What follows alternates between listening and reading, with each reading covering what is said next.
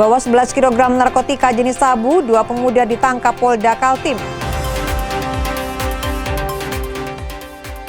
Terlibat asusila dan penyalahgunaan narkoba, 2 anggota Polres Kayong Utara dipecat.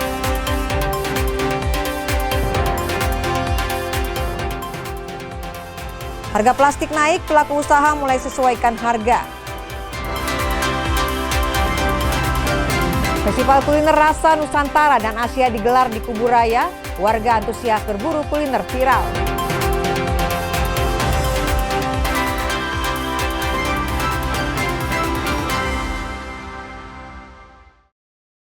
Selamat pagi saudara, kita berjumpa di Kompas Pagi edisi hari ini 8 April 2026. Anda bersama saya Petra Nelayani. Saudara, tim redaksi kami telah menghimpun beragam informasi seputar Pulau Kalimantan untuk Anda selama 60 menit ke depan. Sesaat lagi kita jelang Kompas Pagi selengkapnya di Kompas TV Independen Terpercaya.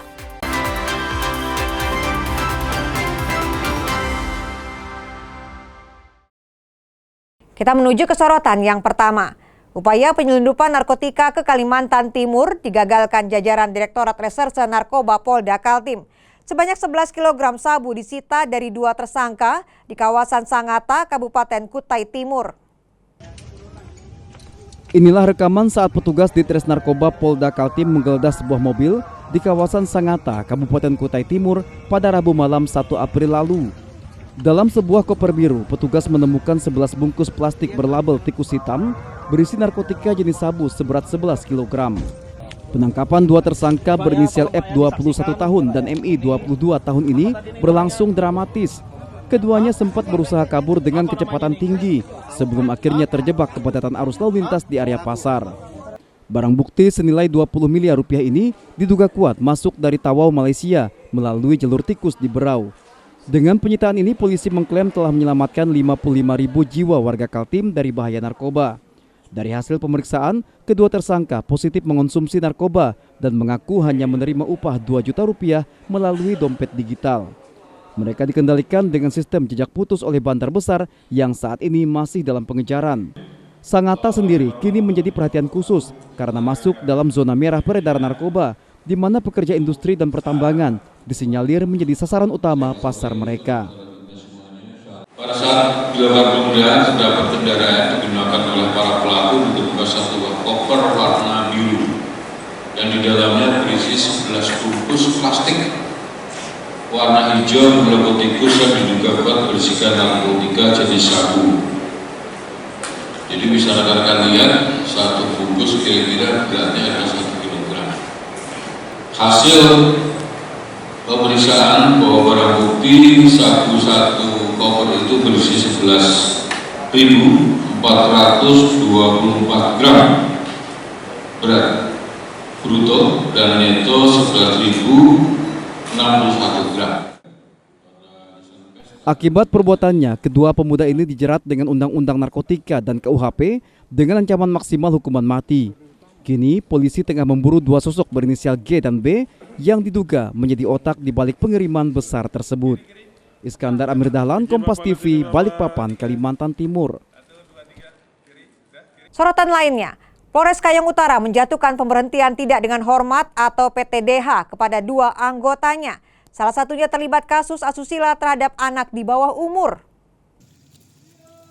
Anggota pertama yang diberhentikan yakni Aibda Arif Kurniawan terbukti melakukan tindak pidana kekerasan seksual terhadap anak di bawah umur pada tahun 2024. Sedangkan anggota kedua yaitu Bribtu Aryo Sambade karena terbukti penyalahgunaan narkotika.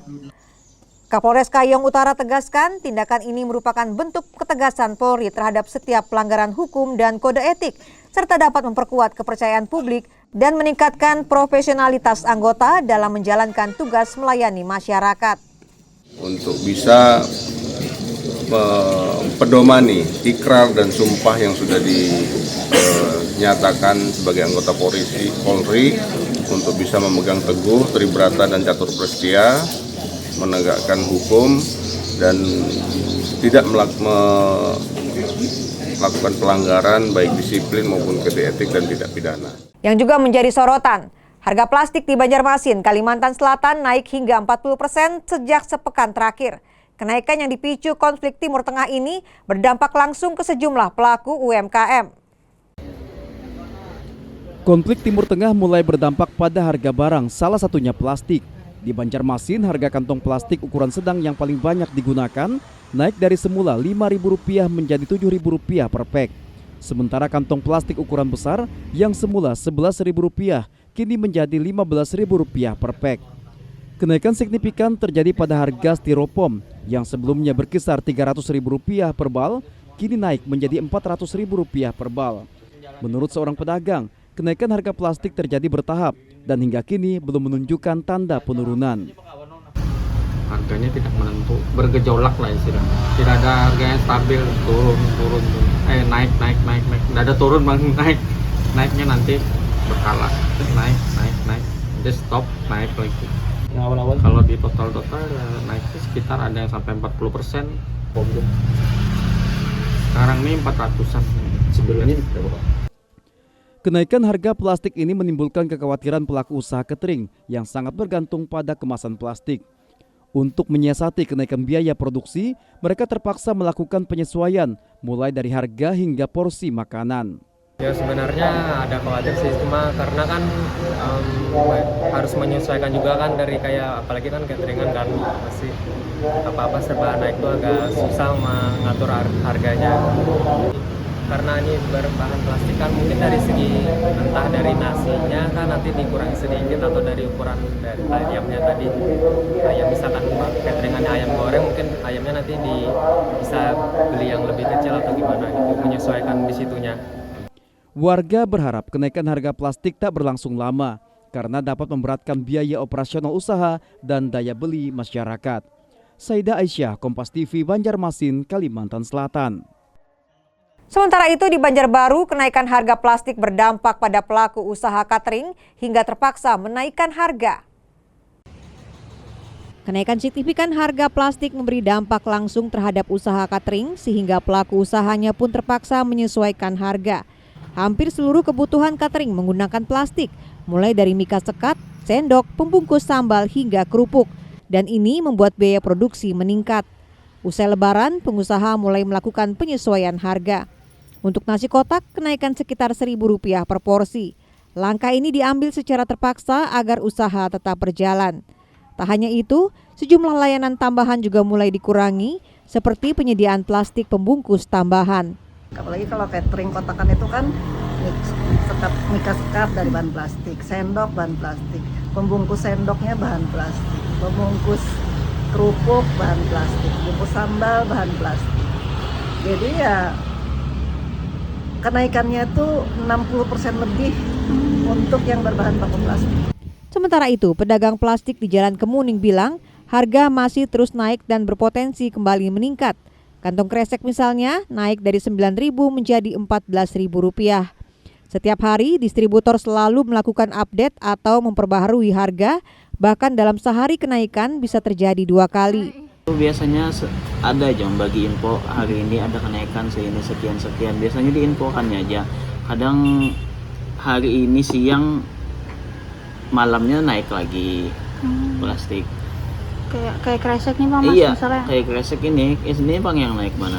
Berapa harganya sekarang nih? Sekarang ini biasa kemarin itu 9.000, sekarang sudah 14.000. Kenaikan harga ini diakui pedagang plastik membuat pelanggan mengurangi pembelian dan lebih selektif dalam berbelanja. Nabila Seva, Kompas TV, Banjarbaru, Kalimantan Selatan. Kenaikan harga plastik juga terjadi di Samarinda, Kalimantan Timur. Pedagang berharap pemerintah mampu menekan kenaikan harga. Salah satu pedagang pengecer plastik di Jalan Biawan, Samarinda ini menyebut harga sejumlah plastik terus mengalami kenaikan sejak bulan suci Ramadan dan puncaknya pasca Lebaran. Salah satunya harga kertas nasi. Dari harga sebelumnya Rp22.000, kini merangkak hingga Rp27.000 per peknya. Sementara harga plastik lainnya naik bervariasi, mulai dari Rp5.000 hingga Rp7.000 per satuan pek plastik. Untuk tetap menjaga pelanggan, pengecer plastik menyiasati membeli ke agen plastik dengan merek lain yang harganya lebih murah. Jadi seperti plastik, merek ikat atau gajah, awalnya seikat itu 53.000 kita jualnya. Kemudian sekarang karena naik drastis ini harganya sekitaran 83.000. Kenaikan harga ini dirasa mulai dari kapan? Kenaikan ini awalnya kita rasa itu bertepatan dengan bulan puasa, tapi dia naik per 1.000-2.000 begitu. Tapi setelah Lebaran dan belakangan beberapa minggu ini memang cukup teratur. Ini juga kita menjaga bagaimana harga ini supaya daya beli pelanggan kita tetap setia, dia tidak lari. Warga juga merasakan kenaikan harga plastik di sejumlah pengecer. Lagi ada kenaikan nggak? Ada ya. Nah. Karena apalagi ada perang-perang mungkin itu pengaruh kali ya. Oh, pengaruh perang ya kak ya. Ya. Jadi tahu kenaikan harga di sejumlah daerah. Tapi beda-beda kayaknya naiknya. Oh, bervariasi ya kak harganya. Di sini termasuk murah sih. Oh, masih termasuk murah ya. Ini dipakai apa kakaknya sebagai apa? Oh, saya mau buat acara. Oh, buat acara. Tapi memang sering belanja plastik. Oh, Pedagang berharap agar pemerintah mampu menekan harga plastik yang terus mengalami kenaikan. Rijal Mustafa, Jasmine Japar, Kompas TV Samarinda, Kalimantan Timur. Renovasi kantor dan rumah jabatan Gubernur Kaltim telan 25 miliar rupiah jadi sorotan publik. Informasi selengkapnya usai jeda.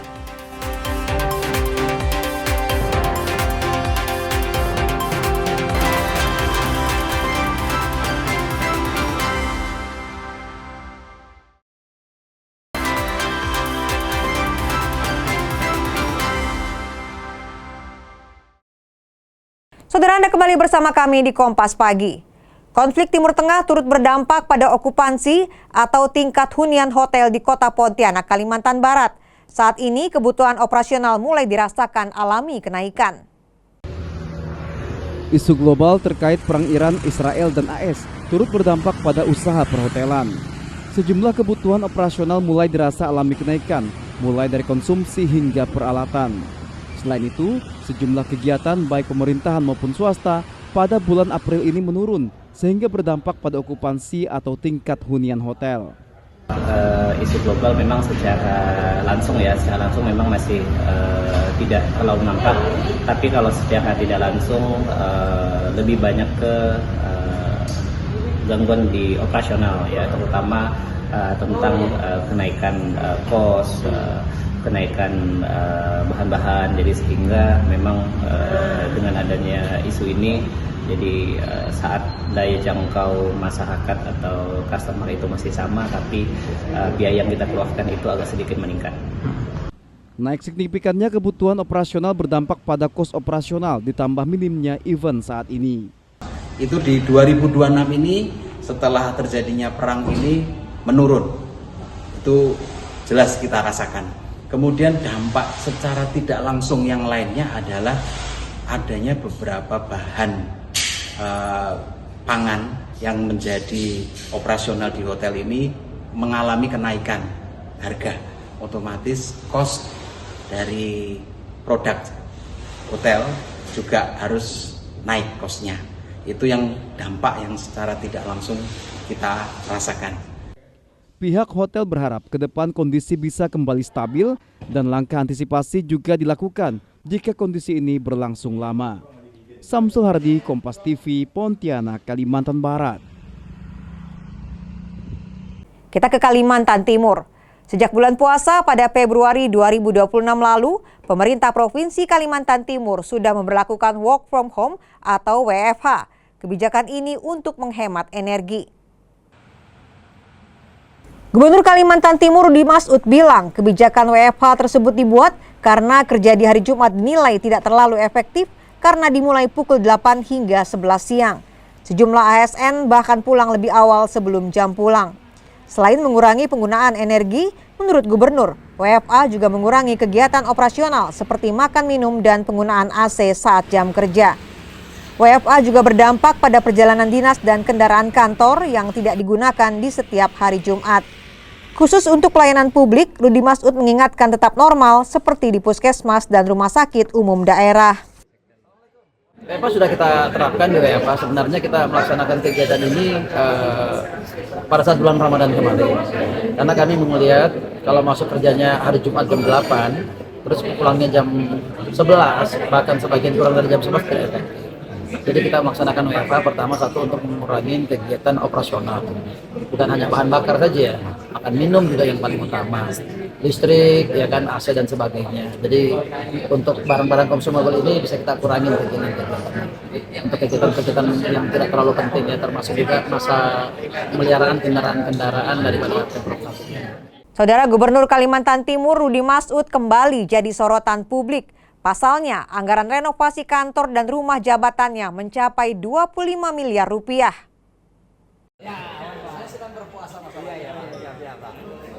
Usai pengadaan mobil dinas mewah yang mencapai 8,5 miliar rupiah, kini giliran renovasi kantor dan rumah jabatan Gubernur Kaltim, Rudi Masud dan wakilnya Seno Aji yang disoroti publik.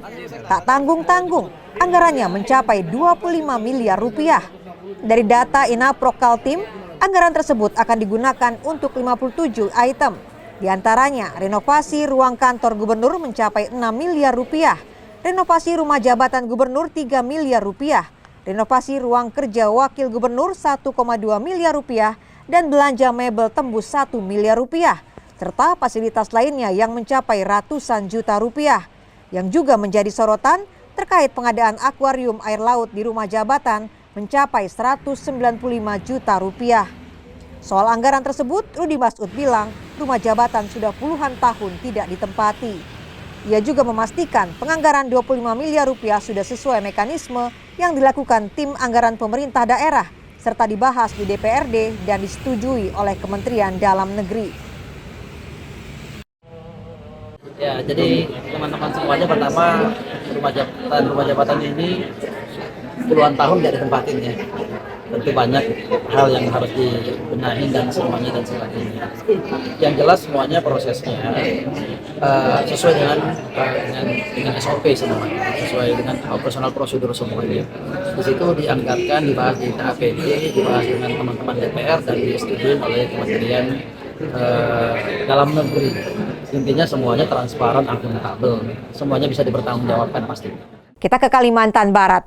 Satuan Tugas Peningkatan PAD dan Satgas Penertiban Perizinan Kabupaten Kuburaya melakukan monitoring ke sejumlah aktivitas pertambangan pada 3 April 2026. Dari hasil monitoring, mulai ada indikasi perusahaan akan membayar pajak. Di Desa Pulau Jambu, Kecamatan Sungai Raya, Satgas menemukan perusahaan yang terdata melakukan penambangan liar, namun tidak melakukan pembayaran pajak. Setelah beberapa hari pasca monitoring, satu perusahaan, yakni PT Pasir Alam Kalimantan, sudah mendatangi kantor Bupati Kuburaya dan akan segera melakukan pembayaran pajak. Ketua Satgas Peningkatan PAD Kuburaya, Hardito, memastikan seluruh perusahaan penunggak pajak akan dipanggil untuk menuntaskan kewajiban membayar pajak. Usai monitoring, polisi juga intens melakukan komunikasi dalam penanganan kasus ini. Bulan November kemarin KPK datang ke Kalimantan Barat juga menyoroti masalah ke pajak MBLB. Jadi pajak MBLB ini apakah sudah ditarik atau belum. Nah, nanti kita cek juga kalau memang sudah beroperasi, belum berizin dan kita tarik pajak MBLB-nya, akan kita bantu proses perizinannya. Kita dorong supaya mereka berizin gitu ya. Kalau yang udah berizin kan berarti tinggal kebenaran atau bayar pajaknya betul apa enggak kita. Kita beralih ke berita soal kasus kekerasan terhadap anak di Kota Banjarbaru, Kalimantan Selatan masih menjadi perhatian. Untuk mencegah sekaligus menangani persoalan ini, pemerintah Kota Banjarbaru hadirkan program Bintang Ceria, layanan curhat bagi remaja usia sekolah. Data tahun 2025 mencatat sebanyak 63 aduan kasus kekerasan anak masuk ke PTD Perlindungan Perempuan dan Anak Kota Banjarbaru. Dari jumlah tersebut, kekerasan seksual menjadi yang terbanyak dengan 17 kasus. Program Bintang Ceria hadir sebagai ruang aman bagi anak untuk curhat melalui telepon. Layanan ini diterima positif karena anak dinilai lebih nyaman menyampaikan masalah dibandingkan saat berkomunikasi langsung dengan orang terdekat. Setiap aduan akan diterima konselor, lalu diteruskan ke psikolog untuk penanganan lanjut, termasuk penjadwalan konsultasi. Upaya pencegahan juga dilakukan melalui edukasi dan sosialisasi kepada masyarakat, serta pelatihan perlindungan anak terpadu berbasis masyarakat di setiap kelurahan dan bekerja sama dengan Dinas Pendidikan di sekolah. Jadi kita masih jalan via telepon itu anak-anak sangat-sangat memanfaatkan. Jadi mereka itu adalah tempat mereka untuk curhat. Kadang kan kalau curhat dengan orang tua baru 3 kalimat biasanya sudah wah kamu ini, wah kamu ini. Nah tapi kita coba bahwa mereka itu terlindungi dengan cara mereka menyampaikan via WA maupun juga video call juga bisa. Di tingkat sekolah, program pencegahan kekerasan disosialisasikan melalui kegiatan kreatif seperti pembuatan video anti kekerasan oleh siswa. Edukasi juga diberikan kepada guru dan tenaga kependidikan agar dapat langsung menerapkan perlindungan anak di lingkungan sekolah. Kemudian program-program di sekolah kami juga menjalankan itu, misalnya pas kegiatan di Nojam, kegiatan pembinaan karakter, literasi, kami menyelipkan materi-materi tentang perlindungan anak. Melalui program Bintang Ceria, diharapkan anak-anak memiliki ruang aman untuk didengar, serta kasus kekerasan di Banjarbaru dapat terus ditekan. Nabila Sefa, Kompas TV, Banjarbaru, Kalimantan Selatan. Saudara, usai jeda kami akan kembali hadir untuk Anda dengan informasi lainnya. Di antaranya kursi pesawat ke Banjarmasin langka. Tetaplah bersama kami.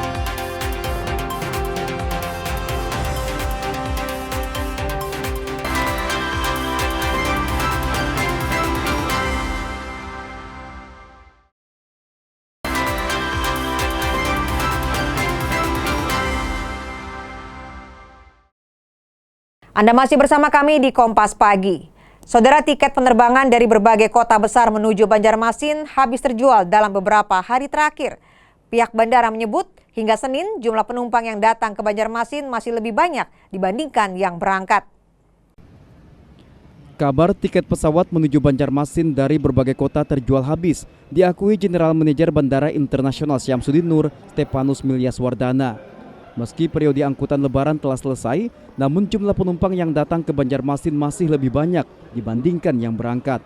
Hal ini menyebabkan tiket menuju Banjarmasin menjadi langka, sementara tiket keberangkatan dari Banjarmasin masih mudah didapat. Saat ini rata-rata penerbangan di Bandara Internasional Syamsuddin Nur hingga 80 penerbangan per hari, namun penerbangan tambahan sudah tidak tersedia. Kondisi ini membuat kursi penerbangan menjadi terbatas dan diperebutkan calon penumpang. Sementara jumlah penumpang yang dilayani mencapai 7.000 hingga 9.000 orang per hari, baik kedatangan maupun keberangkatan. Namun dapat dilihat kalau secara ini kami melihatnya dari sisi traffic, walaupun periode angkutan lebaran sudah selesai, tetapi komposisi antara kedatangan dan keberangkatan itu memang saat ini memang masih banyak kedatangan.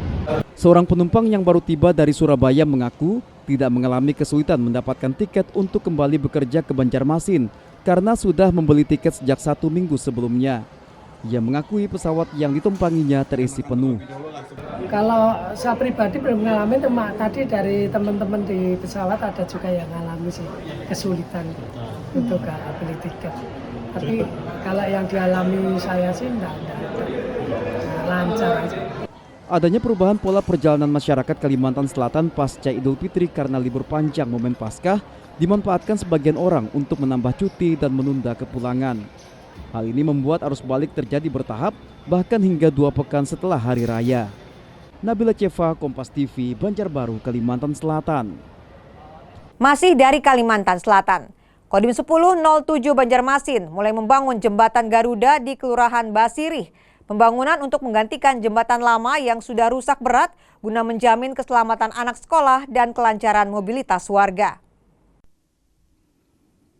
Kondisi jembatan kayu di Jalan Handil Bujur, Kelurahan Basirih, Banjarmasin ini sudah sangat memprihatinkan. Sebagian besar struktur kayu sudah lapuk dan tidak lagi kokoh, sehingga berisiko bagi siapapun yang melintas. Sedangkan jembatan ini merupakan jalur utama bagi warga untuk beraktivitas, terutama bagi anak-anak menuju sekolah. Kerusakan pada jembatan lama seringkali menghambat distribusi logistik dan aktivitas harian masyarakat di wilayah terpencil ini. Merespons kondisi tersebut, Korem 101 Antasari melalui Kodim 1007 Banjarmasin melaksanakan program pembangunan jembatan Garuda. Peletakan batu pertama dilakukan pada Senin pagi 6 April 2026. Jembatan Garuda yang akan dibangun ini memiliki panjang 74 meter dan lebar 2 meter. Karena lokasinya berada di medan rawa, konstruksi jembatan dibuat khusus agar lebih kuat dan tahan lama. Targetnya kalau untuk di tempat kita kurang lebih sekitar 3 bulan lah. Mudah-mudahan bisa lebih cepat. Ya. Harapannya sih kalau di tanah yang darat itu bisa sekitar 45 hari. Cuman karena kita tanahnya rawa, mungkin agak lebih lama sedikit lah. Oke. Kenapa jadi dipilihnya di Basir ini, Komandan? Karena memang sangat dibutuhkan di sini. Ya. Dari Bu RT, dari Pak Lurah, kondisinya memang sudah sangat memprihatinkan. Sudah lama dipakai. Banyak anak-anak yang masuk ke sini untuk di sekolah. Dan ini sangat diperlukan. Pembangunan jembatan di Basirih merupakan bagian dari proyek serentak di 16 titik di Kalimantan Selatan. Membuktikan bahwa negara hadir, termasuk TNI hadir untuk mengatasi kesulitan masyarakat yang ada di sekelilingnya, pemerintah hadir untuk menjawab semua apa yang menjadi kebutuhan masyarakat. Di mana saat ini Bapak Presiden Republik Indonesia memprogramkan seluruh daerah-daerah yang memang jembatannya itu belum ada akses akan dibangunkan jembatan. Baik jembatan gantung, jembatan beton, termasuk juga jembatan yang Aramco. Tetapi di wilayah kita di Banjarmasin ada 16 titik untuk tahap 4 ini itu jembatan gantung dan jembatan beton. Pemerintah Kota Banjarmasin mengapresiasi program ini untuk menjawab kesulitan akses masyarakat. Masih banyak jembatan-jembatan yang dibutuhkan di Kota Banjarmasin, khususnya untuk akses ya. Dan kemarin kita juga meninjau ada beberapa titik jembatan yang sudah ada. Juga kita berharap nanti ada support dari TNI Polri yang mana ini menjadi suatu program Bapak Presiden ya untuk bisa memberikan kemudahan akses seluruh Indonesia nantinya. Harapannya ya di Kota Banjarmasin, Kalimantan Selatan. Amin. Dengan pembangunan jembatan baru ini, kendala akses transportasi di Basirih diharapkan segera teratasi sehingga aktivitas ekonomi dan pendidikan warga dapat berjalan lebih lancar dan lebih baik. Syamsul Alam, Kompas TV, Banjarmasin, Kalimantan Selatan. Informasi selanjutnya, Polres Melawi menggelar pemeriksaan administrasi awal penerimaan terpadu anggota Polri tahun 2026. Proses ini melibatkan pengawas internal dan eksternal untuk menjamin proses seleksi berjalan transparan. Bertempat di Aula Tribrata Polres Melawi, sebanyak 58 pendaftar mengikuti tahapan pemeriksaan administrasi awal, terdiri dari 52 pendaftar jalur Bintara dan 6 jalur Tamtama. Seleksi dilaksanakan dengan prinsip bersih, transparan, akuntabel, dan humanis, serta diawasi oleh Propam, Siwas, media, dan instansi eksternal.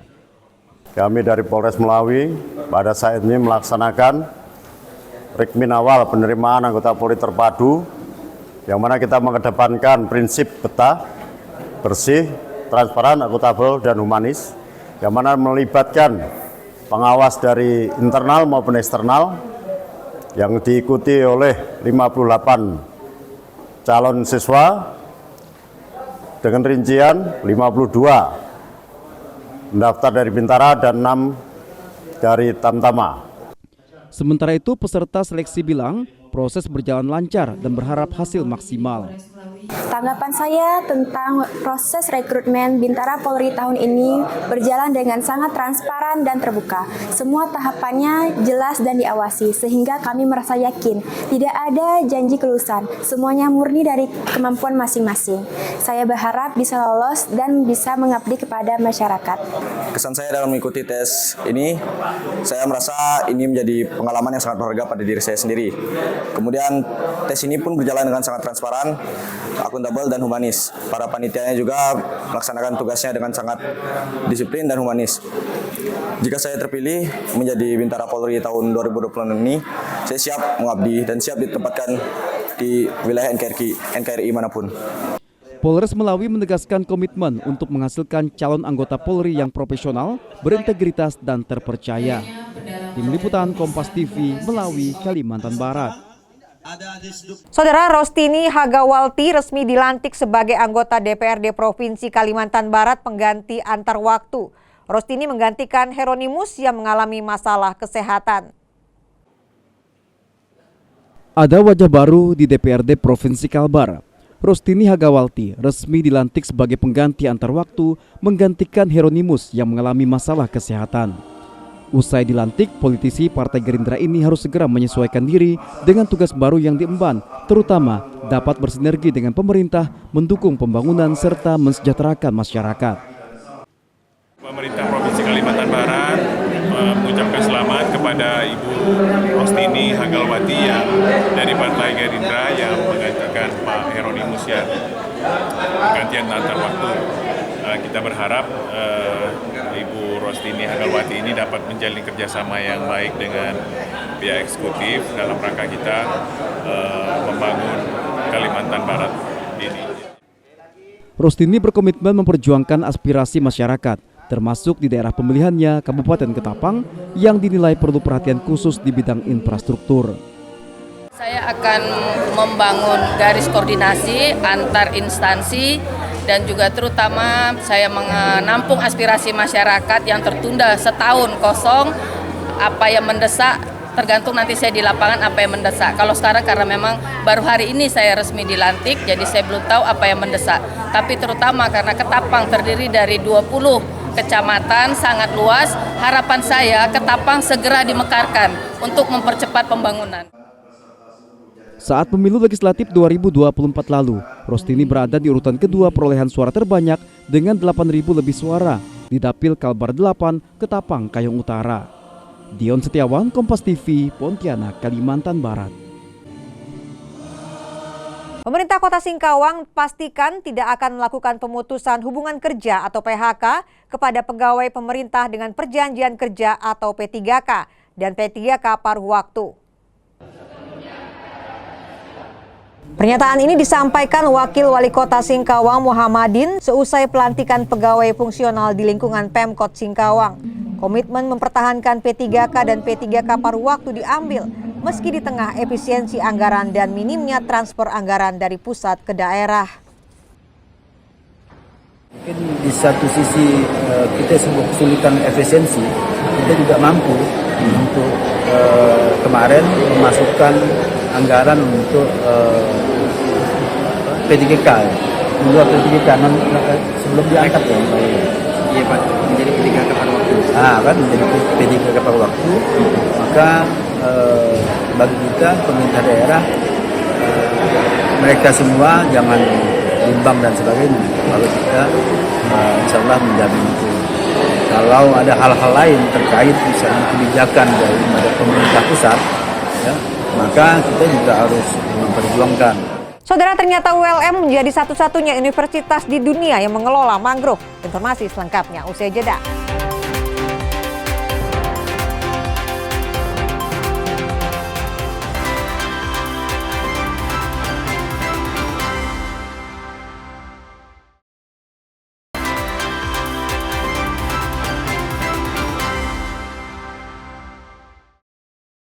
Saudara, Anda kembali bersama saya, Petroneliani di Kompas Pagi.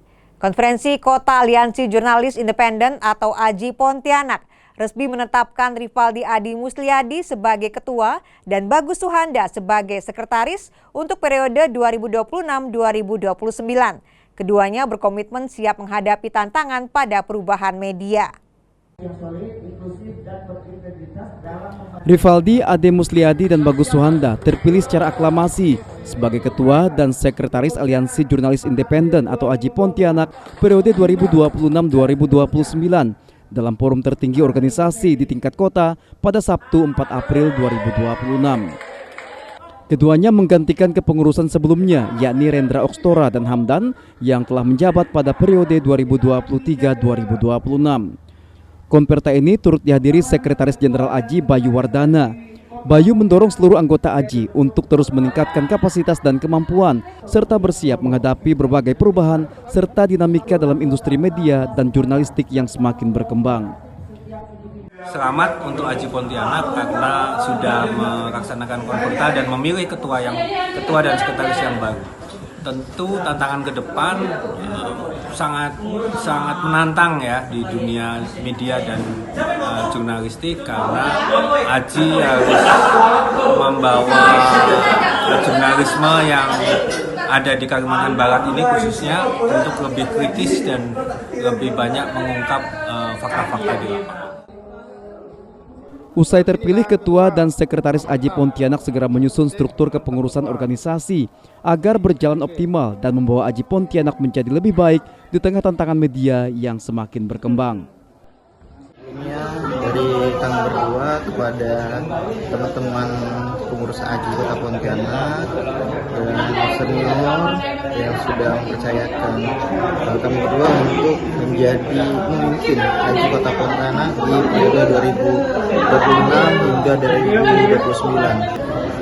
Pers memang punya peran penting untuk bagaimana kita bisa menyampaikan informasi dengan sebaik-baiknya kepada masyarakat dan bagaimana agar masyarakat tidak menelan mentah-mentah informasi hoax. Konverta ini menjadi momentum penting bagi Aji Pontianak dalam regenerasi kepemimpinan serta bersama berdiskusi dan menemukan solusi tantangan dunia jurnalistik yang kian dinamis. Sucia Lucinda, Kompas TV, Pontianak, Kalimantan Barat. Kita ke informasi selanjutnya.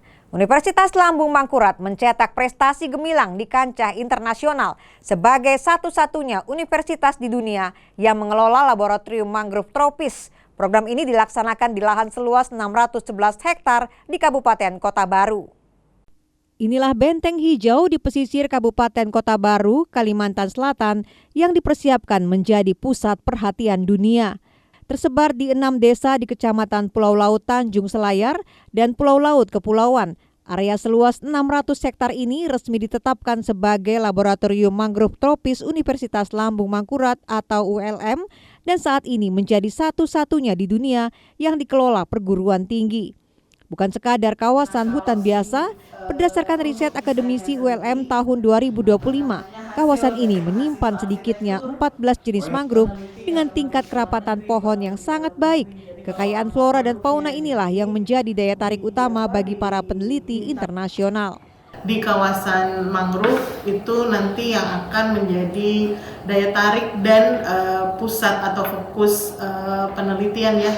Karena kan kami di universitas juga ada tridharma perguruan tinggi, tidak hanya pendidikan, penelitian dan juga pengabdian masyarakat. Tadi ada juga tentang inovasi. Jadi kami dengan kegiatan pengabdian masyarakat itu berharapnya bisa menyampaikan inovasi-inovasi yang dari dosen-dosen ULM yang bisa bermanfaat bagi masyarakat juga. Membawa misi Tridharma Perguruan Tinggi, inovasi riset ini diharapkan dapat langsung dirasakan manfaatnya oleh masyarakat sekitar melalui program pengabdian dan pemberdayaan ekonomi berbasis pemanfaatan mangrove berkelanjutan.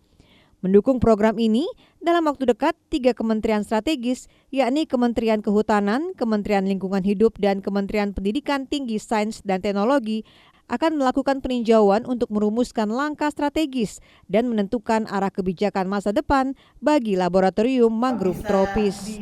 Arpawi, Kompas TV, Kabupaten Kota Baru, Kalimantan Selatan. Kita ke informasi menarik lainnya. Gemuruh pengunjung dan aroma masakan yang menguar di udara menjadi sambutan hangat di Festival Warisan Rasa Asia di Kuburaya, Kalimantan Barat. Di sini rasa tak hanya dinikmati, tapi juga dirayakan. Langkah demi langkah pengunjung seakan dipandu oleh harum rempah dan asap masakan yang menggoda. Di dalam area festival, puluhan tenan berjejer menawarkan perjalanan rasa dari berbagai daerah hingga negara. Total sebanyak 34 tenan ambil bagian, terdiri dari 24 tenan halal dan 10 non-halal. Masing-masing menghadirkan keunikan cita rasa, mulai dari masakan tradisional Nusantara hingga hidangan Asia yang mendunia. Di satu sisi, nasi kandar dan mie Aceh menguatkan karakter rempah yang pekat. Sementara di sisi lain, pempek klepon Gianyar 1980 Bali dan rujak Medan menghadirkan rasa yang akrab di lidah.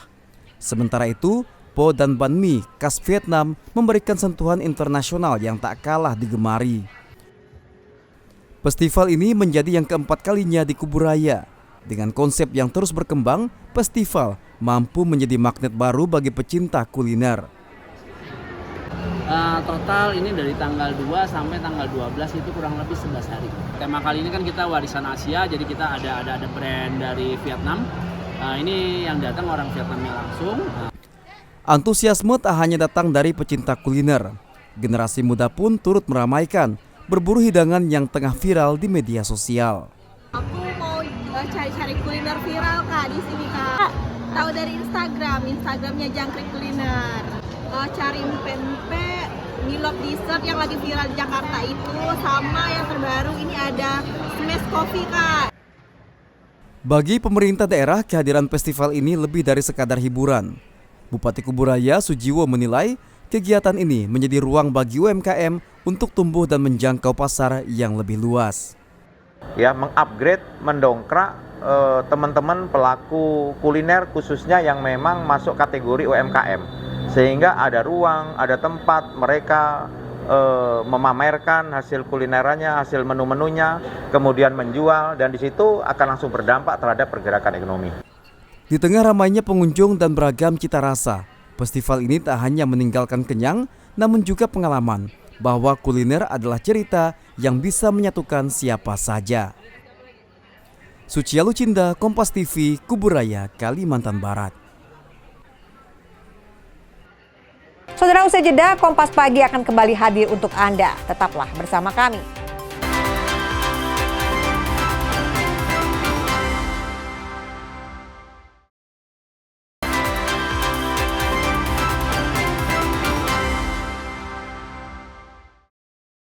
Saudara, terima kasih Anda masih bersama kami di Kompas Pagi. Bagi Anda yang tidak sempat menyaksikan informasi utama Kompas Pagi hari ini, berikut kami hadirkan untuk Anda. Inilah rekaman saat petugas di Ditres Narkoba Polda Kaltim menggeledah sebuah mobil di kawasan Sangatta, Kabupaten Kutai Timur pada Rabu malam 1 April lalu. Dalam sebuah koper biru, petugas menemukan 11 bungkus plastik berlabel tikus hitam berisi narkotika jenis sabu seberat 11 kg. Penangkapan dua tersangka berinisial F 21 tahun dan MI 22 tahun ini berlangsung dramatis. Keduanya sempat berusaha kabur dengan kecepatan tinggi sebelum akhirnya terjebak kepadatan arus lalu lintas di area pasar.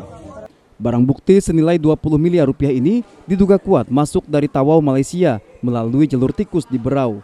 Dengan penyitaan ini, polisi mengklaim telah menyelamatkan 55.000 jiwa warga Kaltim dari bahaya narkoba. Dari hasil pemeriksaan, kedua tersangka positif mengonsumsi narkoba dan mengaku hanya menerima upah 2 juta rupiah melalui dompet digital. Mereka dikendalikan dengan sistem jejak putus oleh Bantar Besar yang saat ini masih dalam pengejaran. Sangatta sendiri kini menjadi perhatian khusus karena masuk dalam zona merah peredaran narkoba, di mana pekerja industri dan pertambangan disinyalir menjadi sasaran utama pasar mereka. Pada saat dilakukan penggeledahan, terdapat kendaraan yang digunakan oleh para pelaku ditemukan satu koper warna biru yang di dalamnya berisi 11 bungkus plastik warna hijau berlabel tikus yang diduga kuat berisikan narkotika jenis sabu. Jadi bisa rekan-rekan lihat, satu bungkus kira-kira beratnya ada 1 kg.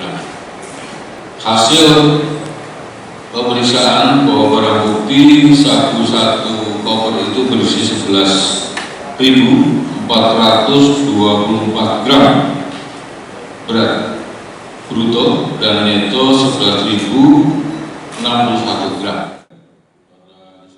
Akibat perbuatannya, kedua pemuda ini dijerat dengan Undang-Undang Narkotika dan KUHP dengan ancaman maksimal hukuman mati. Kini, polisi tengah memburu dua sosok berinisial G dan B yang diduga menjadi otak di balik pengiriman besar tersebut. Iskandar Amir Dahlan, Kompas TV, Balikpapan, Kalimantan Timur. Anggota pertama yang diberhentikan yakni Aibda Arif Kurniawan terbukti melakukan tindak pidana kekerasan seksual terhadap anak di bawah umur pada tahun 2024. Sedangkan anggota kedua yaitu Bribtu Aryo Sambade karena terbukti penyalahgunaan narkotika. Kapolres Kayong Utara tegaskan tindakan ini merupakan bentuk ketegasan Polri terhadap setiap pelanggaran hukum dan kode etik, serta dapat memperkuat kepercayaan publik dan meningkatkan profesionalitas anggota dalam menjalankan tugas melayani masyarakat. Untuk bisa pedomani ikrar dan sumpah yang sudah dinyatakan sebagai anggota Polri untuk bisa memegang teguh, tribrata dan catur prestia, menegakkan hukum dan tidak melakukan pelanggaran baik disiplin maupun kode etik dan tindak pidana. Kenaikan signifikan harga plastik memberi dampak langsung terhadap usaha catering sehingga pelaku usahanya pun terpaksa menyesuaikan harga. Hampir seluruh kebutuhan catering menggunakan plastik, mulai dari mika sekat, sendok, pembungkus sambal hingga kerupuk. Dan ini membuat biaya produksi meningkat. Usai Lebaran, pengusaha mulai melakukan penyesuaian harga. Untuk nasi kotak, kenaikan sekitar Rp1.000 per porsi. Langkah ini diambil secara terpaksa agar usaha tetap berjalan. Tak hanya itu, sejumlah layanan tambahan juga mulai dikurangi, seperti penyediaan plastik pembungkus tambahan. Apalagi kalau catering kotakan itu kan mika sekat dari bahan plastik, sendok bahan plastik, pembungkus sendoknya bahan plastik, pembungkus kerupuk bahan plastik, bungkus sambal bahan plastik. Jadi ya kenaikannya itu 60% lebih untuk yang berbahan baku plastik. Sementara itu, pedagang plastik di Jalan Kemuning bilang harga masih terus naik dan berpotensi kembali meningkat. Kantong kresek misalnya naik dari Rp9.000 menjadi Rp14.000. Setiap hari, distributor selalu melakukan update atau memperbaharui harga, bahkan dalam sehari kenaikan bisa terjadi 2 kali. Biasanya ada aja bagi info, hari ini ada kenaikan segini sekian-sekian. Biasanya diinfokannya aja. Kadang hari ini siang, malamnya naik lagi plastik. Kayak kresek nih Bang, Mas, Iya, misalnya. kayak kresek ini Bang yang naik mana? Berapa harganya sekarang nih? Sekarang ini biasa kemarin itu 9.000, sekarang sudah 14.000. Kenaikan harga ini diakui pedagang plastik membuat pelanggan mengurangi pembelian dan lebih selektif dalam berbelanja. Nabila Seva, Kompas TV, Banjarbaru, Kalimantan Selatan. Langkah demi langkah pengunjung seakan dipandu oleh harum rempah dan asap masakan yang menggoda. Di dalam area festival, puluhan tenan berjejer menawarkan perjalanan rasa dari berbagai daerah hingga negara. Total sebanyak 34 tenan ambil bagian, terdiri dari 24 tenan halal dan 10 non-halal. Masing-masing menghadirkan keunikan cita rasa, mulai dari masakan tradisional Nusantara hingga hidangan Asia yang mendunia. Di satu sisi, nasi kandar dan mie Aceh menguatkan karakter rempah yang pekat. Sementara di sisi lain, pempek klepon Gianyar 1980 Bali dan rujak Medan menghadirkan rasa yang akrab di lidah. Sementara itu, po dan banh mi khas Vietnam memberikan sentuhan internasional yang tak kalah digemari. Festival ini menjadi yang keempat kalinya di Kuburaya.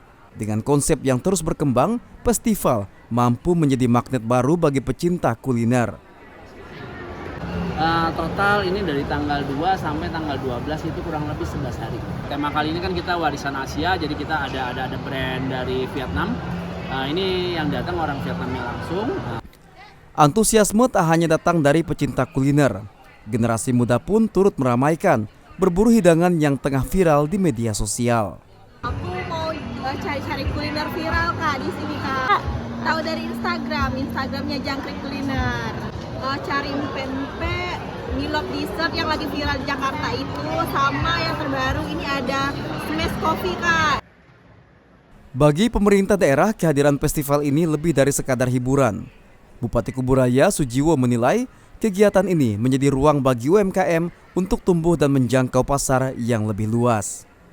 Ya, mengupgrade, mendongkrak teman-teman pelaku kuliner khususnya yang memang masuk kategori UMKM, sehingga ada ruang, ada tempat mereka memamerkan hasil kulinerannya, hasil menu-menunya, kemudian menjual, dan di situ akan langsung berdampak terhadap pergerakan ekonomi.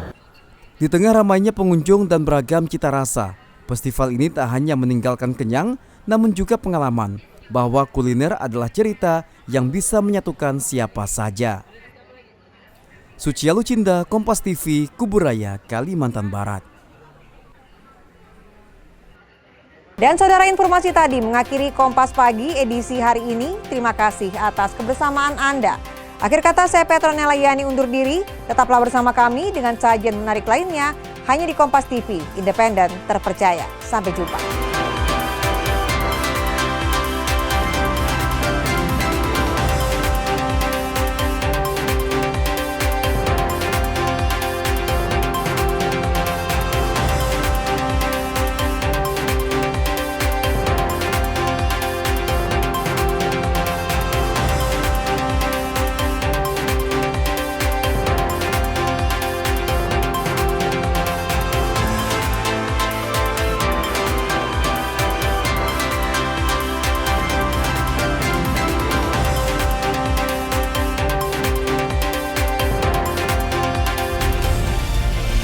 Kompas TV, independen, terpercaya.